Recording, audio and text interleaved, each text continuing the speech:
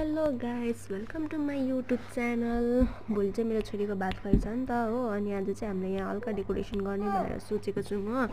डेकोरेसनको लागि हामीले यहाँ चाहिँ बेलुनहरू फुलाउँदैछौँ। यहाँ मेरो जेठानी छ, गफ गर्दै गरिरहेको छौँ हामीले चाहिँ। अनि यतापट्टि चाहिँ हाम्रो दादा हुनुहुन्छ, डेकोरेसनको लागि लाइटहरू निकाल्नु हुँदैछ हो। आए पनि भन्नुहुँदैछ। अनि यहाँ चाहिँ हामीले डेकोरेसन गर्ने भनेर सोचेको छौँ हो। अनि यता चाहिँ आमा बाबा छोरी छ। अनि यतिको डेकोरेसन गरिसक्यौँ हामीले। यसमा चाहिँ अझै बेलुनहरू लाग्छ गाइस। अनि हामीले चाहिँ यहाँनिर बेलुनहरू अझै बाँध्दैछौँ। जेठानीले बाँध्दैछ, दादाले फुलाउनु हुँदैछ, म चाहिँ भिडियो गर्दैछु।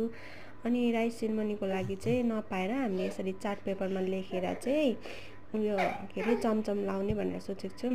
अनि भोलिपल्ट बिहान यतिको डेकोरेसन चाहिँ गऱ्यौँ है हामीले। साथीहरू कस्तो लाग्यो कमेन्ट गरेर भनिदिनु होला है। अनि यहाँ रेडी हुँदैछ।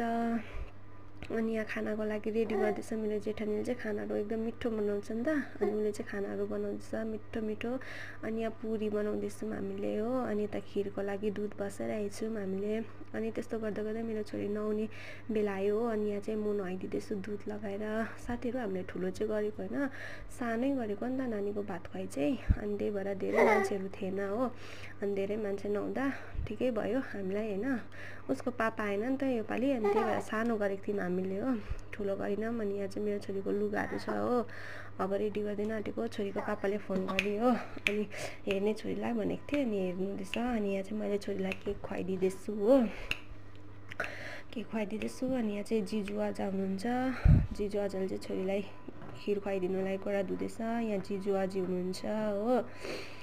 अनि यहाँ चाहिँ बाबा हुनुहुन्छ, हाम्रो ससुरा हो। ससुराले नि खिर खुवाइदिनु आँटेको छ छोरीलाई हो। अनि यहाँ चाहिँ सासु हुनुहुन्छ, सासूले चाहिँ टिका लगाइदिनु हुँदैछ छोरीलाई। अनि त्यहाँबाट चाहिँ फेरि पापाले फोन गर्नुभयो, छोरीलाई देखाउन छोरीसँग बोल्छु भन्नुहुँदै थियो हो। साथीहरू बुढाहरू टाढो हुँदा पनि नराम्रो लाग्दो रहेछ यस्तो बेलामा होइन। अनि छोरीले चाहिँ हेरेकै थिइनँ क्या, पापालाई उता हेरिरहेको थियो। अनि यस्तै गर्दै बुढाबुढीको गफ भइरहेको थियो हो। अनि यहाँनिर चाहिँ मेरो नन्द हो, एकलौटी नन्द हो।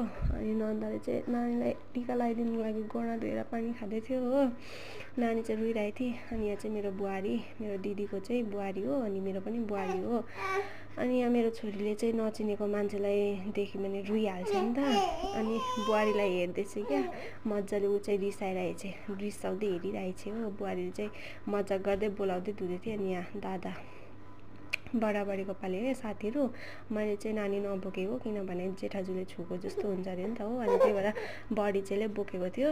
अनि कस्तो लाग्यो मेरो युट्युबमा video, like comment share and subscribe गरिदिनु होला गाइस। By by.